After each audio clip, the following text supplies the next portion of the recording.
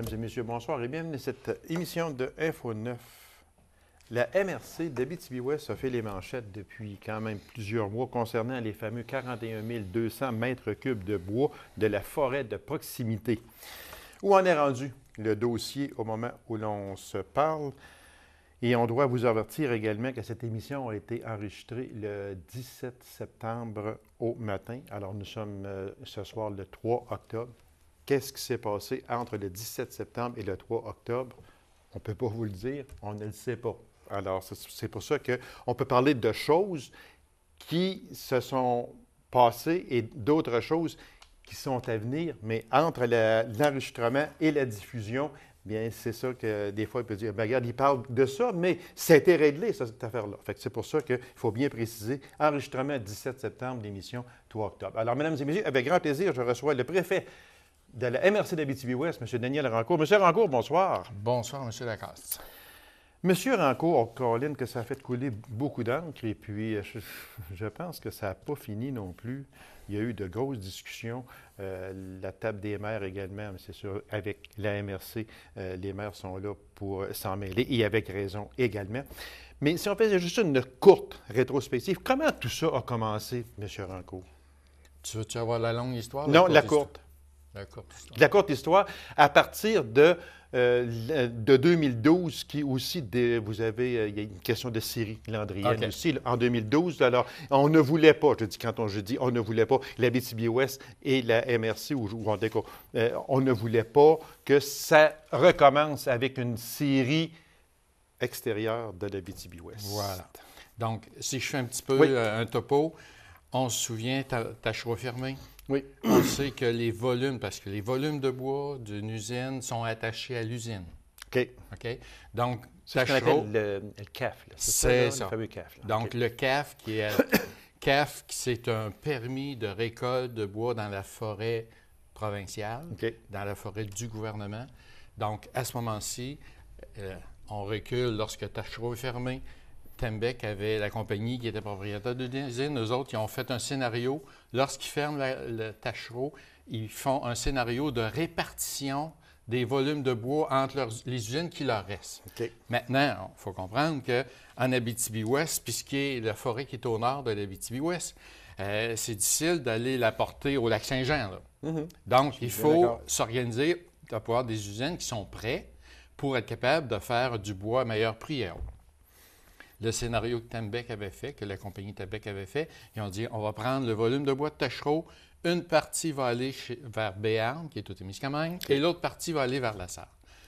À ce moment-là, le ministère a communiqué avec la MRC, puis il dit écoutez, là, puis ça, c'est le sous-ministre dans les forêts, a appelé la MRC pour dire écoutez, actuellement, là, il y a un volume de bois que Tembec n'est pas capable de scier parce que ses usines vont être à pleine capacité. Dans le 41 200 mètres cubes. C'était le 41 000. OK, c'est beau.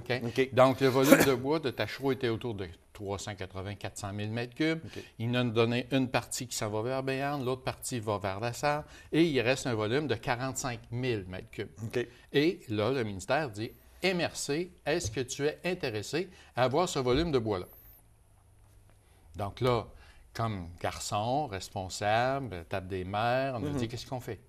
Est-ce qu'on le prend ou on ne le prend pas? Là, on nous dit en même temps, soyez assurés que si vous ne le prenez pas, Tembec ne l'aura pas non plus, puisqu'il ne peut pas le scier, l'usine est pleine jusqu'au bouchon.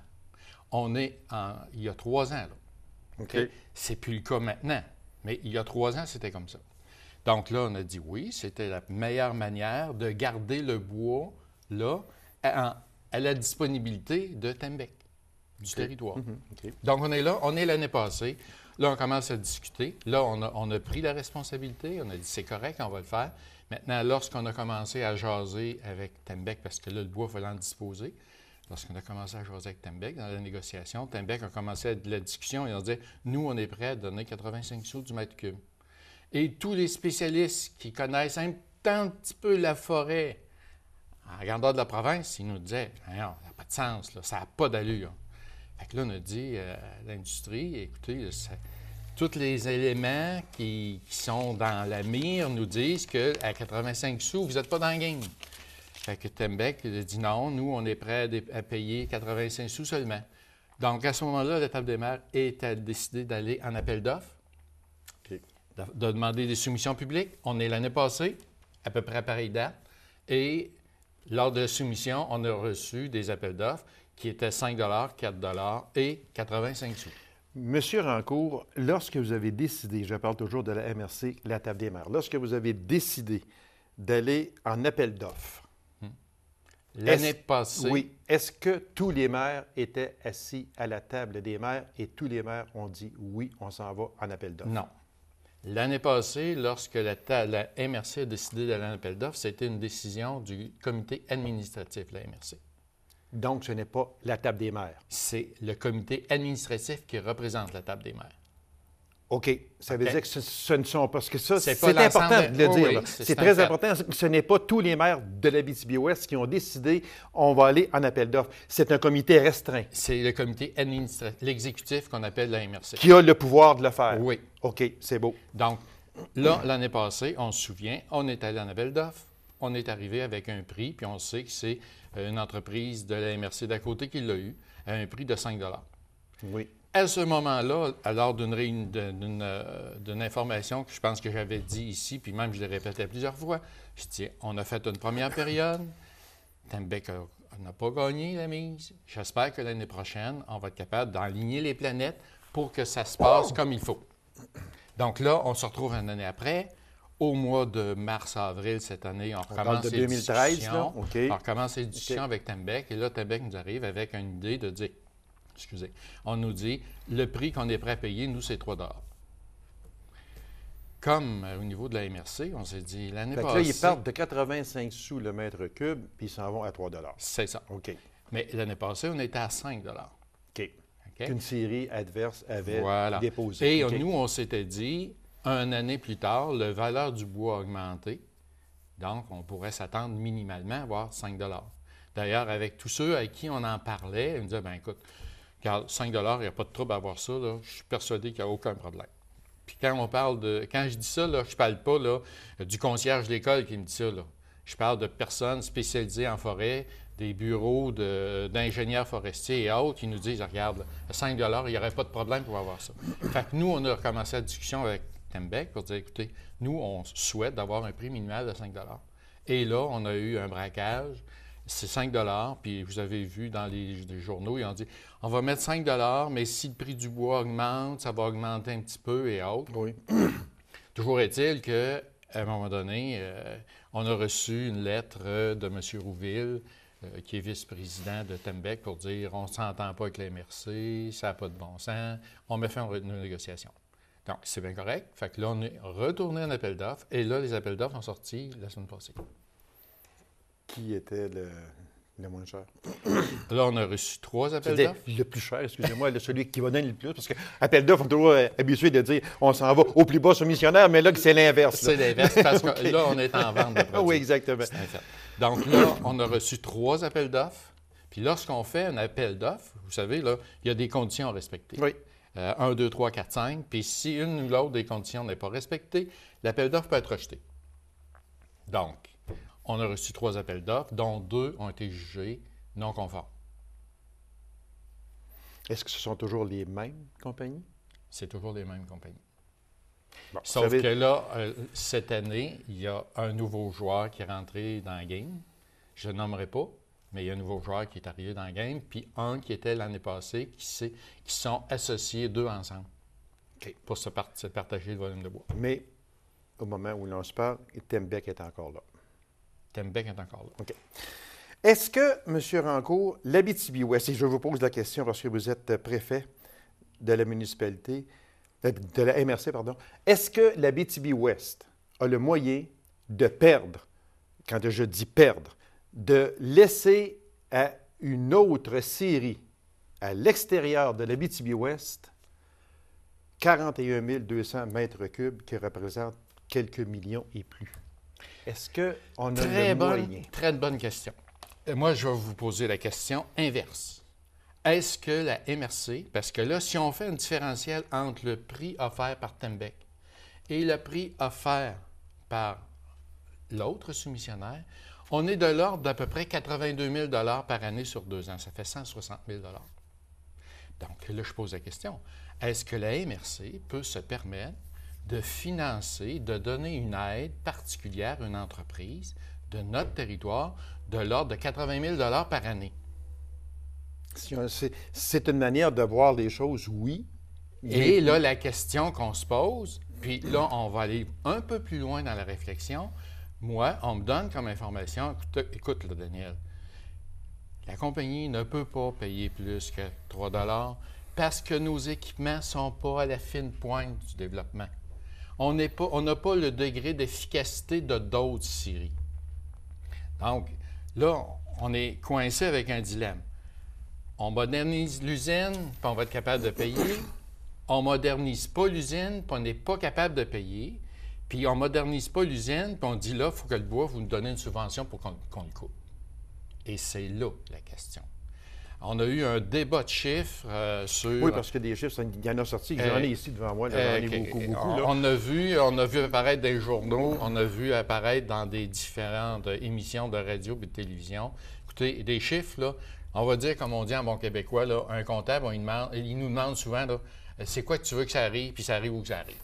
OK, là? C'est ça, parce qu'on a toujours dit qu'on peut faire dire n'importe quoi des chiffres. Voilà. Et c'est vrai. Malgré que... Puis il faut faire attention à ça quand même, parce que il y a des chiffres qui ont été sortis, M. Rancourt. Oui. On parle ici, là, en gros titre, dans un hebdo qui dit « Voulez-vous fermer l'usine de Tembec? » Moi, ma question suivante est celle-ci. Vous ne donnez pas le 41 200 mètres cubes de forêt de proximité, parce qu'on va dire à Tembec, qui est chez nous en Abitibi-Ouest, vous ne le donnez pas. Quel est l'impact? Et pour Tembec, et pour l'Abitibi-Ouest, et pour la MRC. OK. De un, on va parler des vraies affaires. Là. On parle toujours des vraies affaires ici. Si je prends l'exemple qu'on a vécu l'an passé. OK. L'an passé, le bois est supposé d'être allé dans le secteur de la MRC d'à côté. Oui. OK? Tout le petit bois qui a été coupé s'est rendu directement chez Tembec. Donc, là, il y a un volume de bois qui est resté en région. Et on sait que Tembec, du moment qu'une bille dépasse 10 pouces, ils sont plus capables de la couper dans le moulin, là, parce qu'elle ne passe pas dans le scie.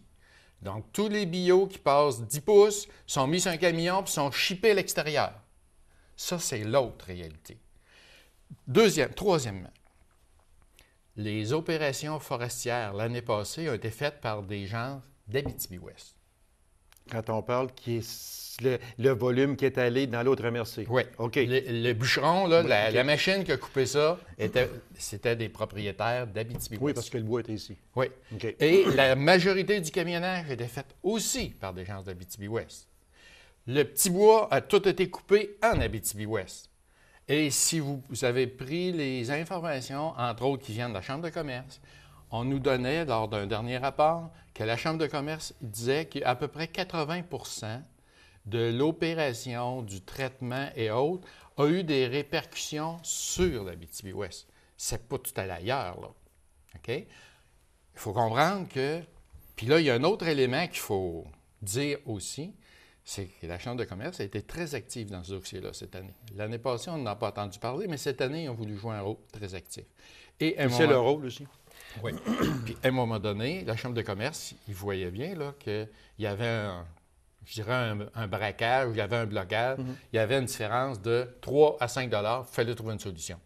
Et la Chambre de commerce, avec un regroupement d'ensemble d'hommes d'affaires du secteur, ils ont dit, ça représente 2 piastres du mètre cube, ça, là.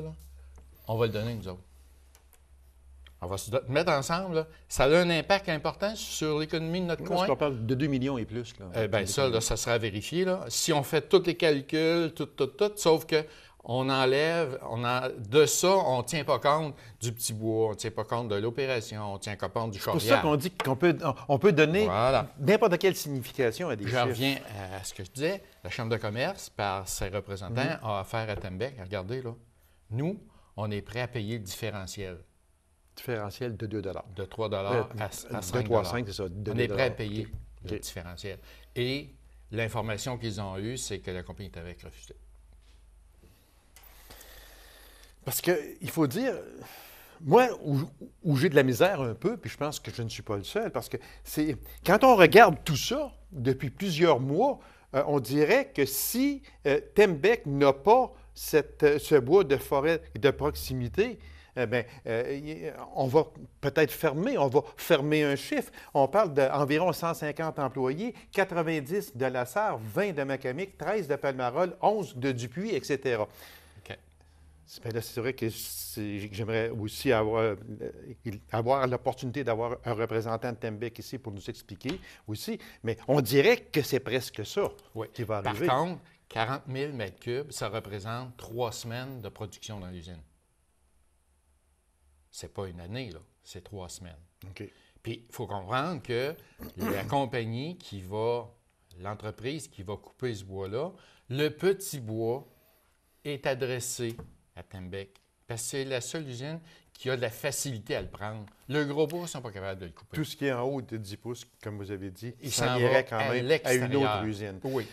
Monsieur Rancourt, il reste à peine 2 minutes. Et puis, je vous remercie aussi de votre présence à cette émission-là, parce que là, il faut mettre les choses au clair, parce qu'il y a des... On lit plusieurs choses. Les journalistes qui font ça sont très honnêtes. Il n'y a pas de problème avec ça, là, du tout. Sauf que des fois, on lit une chose, on lit l'autre chose, puis on dit, voyons, il me semble que c'est pas ça. On a de la difficulté à comprendre. Oui, exactement, parce que des chiffres, ce sont des chiffres. Mais à peine 1 minute, OK? À peine 1 minute. On est le 17 septembre au matin, émission le 3 octobre ce soir. Qu'est-ce qui va se passer? Donc, on sait que... C'est le statu quo, là, actuellement. La semaine passée, on sait que suite à l'ouverture des soumissions, la Table des maires a dit il y a 2 soumissions qui sont non conformes, il en reste une. Et la Table des maires, sur la recommandation du comité de négociation, il a dit on refuse l'ensemble. OK. Donc, le bois, il n'est pas adressé à personne encore. Il est là. Puis, il est là. Le dossier chemine encore, mais... En sens qu'on n'a pas recommencé à discuter avec Tembec, là. OK. Donc, on sait qu'on va avoir une rencontre pour nous aujourd'hui. Oui, aujourd'hui. Toujours 17 septembre. OK, oui. Donc, le 18 septembre, on va avoir une rencontre de la MRC comme telle avec l'ensemble des maires et on va regarder est-ce qu'il y a d'autres opportunités, est-ce qu'il y a d'autres possibilités. Parce qu'une chose est certaine, en terminant, M. Rancourt, vous ne pouvez pas regarder ce bois-là pour vous autres, c'est pas vrai. M. Rancourt, merci infiniment, puis on va donner suite aussi à ce dossier-là parce que ce dossier-là est très important. Et moi, j'aimerais qu'à un moment donné, on revienne, puis qu'on revienne sur les bases de la forêt de proximité. Voilà. Parce que c'est là qu'on échappe. Parfait. Je vous remercie beaucoup, M. Rancourt. Ça me fait plaisir. Alors, mesdames et messieurs, courte pause, on vous revient immédiatement après. Restez avec nous.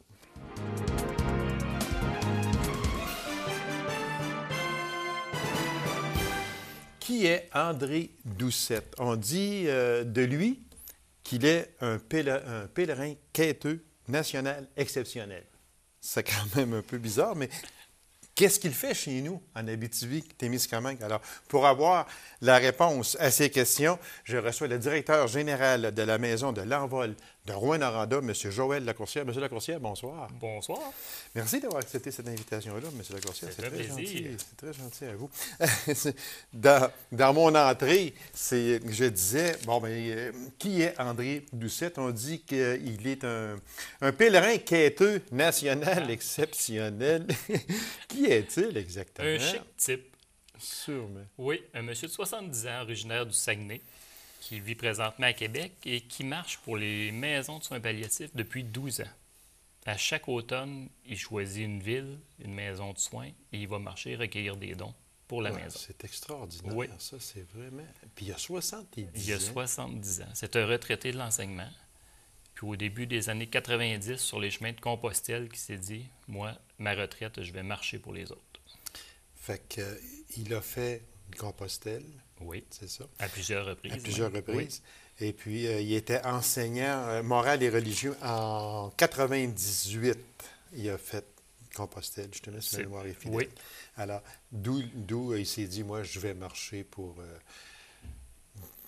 ceux qui en ont besoin. Pour des bonnes causes. Oui. Et on sait que la Maison de l'Envol, c'est vraiment une cause extraordinaire. Monsieur Lacourcière, comment en est venue cette rencontre-là avec M. Doucette pour qu'il vienne chez nous, en Abitibi-Témiscamingue, ramasser des sous pour une maison de soins palliatifs qui a vraiment sa place chez nous. Oui. C'est lui-même qui nous a appelés le printemps passé. Ah oui? Parce qu'il avait fait presque le tour du Québec. OK. Et là, ils ont vu sur notre site Internet que c'était notre 10e anniversaire. Bien, il dit, on va faire une pierre deux coups. Il dit, je vais aller marcher pour vous autres. Il dit, c'est votre 10e. Il dit, je vais aller cueillir des dons pour vous autres. Bon. Monsieur Laconcière, expliquez-nous une chose. Bon, lui, là, d'abord, les dates qu'il faut dire, c'est du 22 septembre au 14 octobre. L'émission est enregistrée le 17 septembre. Elle sera en ondes le 3 octobre. Donc, le monsieur Doucette en question, au moment où l'émission va passer, va être exactement en marche. Exactement. En marche, oui. En marche, exactement. C'est ça. Bon. Expliquez-nous, là, qu'est-ce qui va se passer? Lui, là, à partir du 22 septembre au 14 octobre, il ne sera pas uniquement dans le secteur Rouyn-Noranda. Il va se promener un peu partout en région, spécialement Rouyn-Noranda. OK. Un peu Abitibi-Ouest, parce qu'on a quand même des gens qui viennent à notre maison, des gens du Parquet, La Sarre, Macamé. Alors lui, il fait la tournée des commerces, des restaurants, des résidences de personnes âgées. Il va aller presque à toutes les messes durant ces 3 semaines qu'il va être chez nous. Et il va aller cueillir des dons. Il va parler notre œuvre de notre maison. Il va sûrement être identifié. Oui. Parce que ça, c'est important. On ne donne Exactement. pas de l'argent à n'importe qui pour une supposée cause. C'est ça. Que ce soit... Et il va être facilement identifiable. Vous allez voir sa photo dans les journaux les prochaines semaines. Il a son bâton de marche, comme un vrai quêteux, clochette de l'autre, son petit béret sur la tête. Il va avoir un dossard à l'image de la Maison de l'Envol. Donc, on ne peut pas le manquer. On ne peut pas le manquer. Et c'est un bonhomme qui n'est pas gêné. Et, comme on dit, il va demander la charité pour les repas, pour son hébergement. Alors, partout où il va, il ne paie presque rien. Ça, là, c'est important, là, ce que vous venez de dire là, M. Lacourcière. Repas, hébergement. C'est sûr que le monsieur en question va ramasser des sous pour la maison de l'envol. Il ne faudrait pas que les gens, supposément, là, on parle de Rouyn-Noranda, mais il ne faudrait pas que les gens de l'Abitibi-Ouest, disons, se disent, ben moi, là, je donne pas parce que c'est la maison de l'envol, c'est à Rouyn-Noranda. À Rouyn-Noranda, ça arrangera avec ça. Là. Ça, il faut faire une nuance avec ça. Oui, exactement. Parce que notre maison, on accueille les gens d'un peu partout en région et même de l'extérieur. Si le malade a de la famille à Rouyn-Noranda, il peut être admis chez nous. OK. Et régulièrement, on a des gens de l'Abitibi-Ouest. Bon. Une autre chose qui est aussi très important de dire, hébergement et repas. Là, il faudrait que les gens comprennent que ce monsieur-là ne peut pas prendre une chambre de motel. Exactement. Ce monsieur-là ne peut pas prendre 3 repas dans des restaurants à tous les jours. C'est ça. Donc, moi, je me fie sur vous pour que vous vous adressiez à la population. Et c'est rare là, que je fais ça. Oui. Que vous vous adressiez à la population pour les inviter. Non pas seulement à être très généreux, mais à pouvoir héberger cette personne-là puis pouvoir le nourrir. Alors, vous allez regarder cette caméra-là puis adressez-vous à la population. Eh bien, c'est ça. M. Doucette va demander, entre guillemets, la charité pour son hébergement et ses repas. L'hébergement, il y a déjà quelques soirs de prévus dans des résidences de personnes âgées, à l'évêché de Rouyn-Noranda, parce que c'est un ami de Monseigneur Moreau à Rouyn-Noranda. Okay. Et au niveau des repas, la même chose, lors de ses visites dans soit les restaurants ou même dans les maisons de personnes âgées. Alors, il va être nourri sur place. On dit que ce monsieur-là a déjà parcouru depuis 12 ans. C'est incroyable. Là. On parle de 26 à 27 000 kilomètres à pied et a amassé au-delà de 300 000 $. C'est quelque chose. C'est extraordinaire. Ouais. Moi, j'aimerais tellement, et je vous le dis, j'aimerais tellement serrer la main à ce monsieur-là, moi, parce que ça, il faut dire que c'est un monsieur. Exactement. Ça, il ne faut pas avoir peur du mot monsieur. Monsieur. C'est vraiment un monsieur. Oui. Puis si jamais ça donne qu'il veut passer ici, bien, je me ferai un plaisir de le recevoir. C'est un plaisir qu'on va vous l'emmener. Au palais. OK. Oui. Bon, ça me ferait tellement plaisir parce que c'est, tu sais, quand même, c'est quand même extraordinaire parce qu'il a 70 ans. Il aime chanter, il aime raconter. Oui. Il ne quête jamais pour lui. Ça, Jamais, c'est très jamais. important de dire. Oui. Il ne quête jamais pour C'est lui. C'est toujours toujours pour pour une une cause. Il possède 115 bâtons de marche Oui. avec signature. Lorsque le bâton est plein de signatures, il passe un vernis dessus pour Exactement, être certain que il ça conserve. c'est extraordinaire. Oui, vraiment. Là. Moi, en tout cas, je vous souhaite, moi, tout le succès possible dans ça. Puis, c'est vrai que il faut demander aux gens là, d'être vraiment généreux. Quand vous allez voir là, ce monsieur-là, on dit ici, il y a un bâton d'une main, clochette de l'autre, il est coiffé d'un bonnet, puis il est vêtu, comme vous le disiez, là, d'un dossard qui va être à l'effigie oui, de la maison de l'envol. de l'envol. Oui. Est-ce qu'il va être accompagné? Est-ce que À il va l'occasion. avoir- OK. Mais il aime ça faire, comme on dit, son chemin ça. Il se présente un peu partout et il jase. C'est quelqu'un qui a la parole facile. C'est ça que j'ai ici Oui. dans mes notes, qu'il jase beaucoup. C'est important, la maison de l'envol. Ça peut représenter une quête comme ça. Pourrait donner combien peut-être? On sait que l'Abitibi-Témiscamingue, c'est une région excessivement généreuse. On le voit Effectivement. avec les télétons qu'il Oui. y a. Puis, on dira le téléthon de la ressource, on sait qu'on est rendu à 1,5 million. C'est extraordinaire. Oui. Les gens chez nous sont généreux et accueillants. Accueillant. Comment vous prévoyez que ce monsieur-là va être accueilli chez nous? Ah, très bien. Je pense que déjà, il y a une très belle réceptivité. Les gens nous en parlent, quand est-ce qu'il arrive, puis est-ce qu'on va le voir chez nous. Puis on a coordonné ça en même temps que notre collecte porte-à-porte cette année, OK. qui se déroule 28, 29, 30 septembre, 1er et 2 octobre. Mhm. Et l'objectif total, nous, de notre collecte cette année, est de 90 000 OK. Donc, ça va être jumelé à ça. à ça, exactement. Sa manière, lui, de fonctionner, il marche. Je suis marche. d'accord, il marche, mais est-ce qu'il va arrêter dans les maisons ou bien non, s'il va simplement marcher? Seulement marché, il fait Ah, les OK. commerces. Les Il commerces fait les commerces. et les C'est résidences de important le personnes dire. âgées. OK. Oui. Alors, dans les maisons privées, il n'ira pas. Non plus. C'est les collectes par porte-à-porte. Est-ce qu'il y a un moyen de dire, juste une question comme ça, Oui. parce qu'il reste à peine une minute, mettons qu'il est à Macamic. Oui. Est-ce qu'il y a un moyen que les gens de Macamic soient au courant? Aujourd'hui, telle date, il est chez vous. Bien non, si on va simplement le voir. Probablement juste de passage ou encore on peut coordonner ça avec la messe du dimanche. Ah, OK, aussi, parce que Oui. c'est un grand chrétien. Un ça, on grand le sait. chrétien, et je sais que Monseigneur Moreau à Rouyn-Noranda lui a offert l'homélie à plusieurs églises. Oh, Que ça, c'est lui qui va faire l'homélie Ah, et oui. suite à la messe, il va faire une quête. Et j'espère que c'est la même chose en Abitibi-Ouest, probablement. Probablement. On va faire nos contacts. On va faire nos contacts. ouais. Monsieur Lacourcière, merci infiniment. Puis bon succès à Monsieur Doucette. Et puis, si l'occasion se présente, c'est sûr, j'aimerais qu'il soit assis aussi ici. On Parce va que prendre c'est rendez-vous un bon- pour ça. C'est un très bon bonhomme, j'en suis persuadé. On a juste à voir sa photo, puis déjà, là, c'est Ah un oui, bonhomme souriant. vraiment.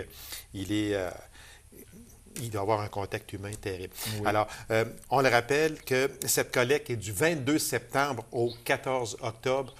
Commence à Rouyn-Noranda, va venir ici, chez Oui. nous, en Abitibi-Ouest. Puis, on demande à la population d'être excessivement généreuse. Monsieur Lacourcière, merci, ce fut un plaisir.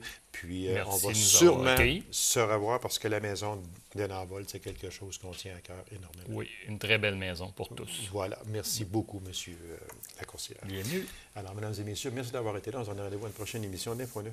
Au revoir.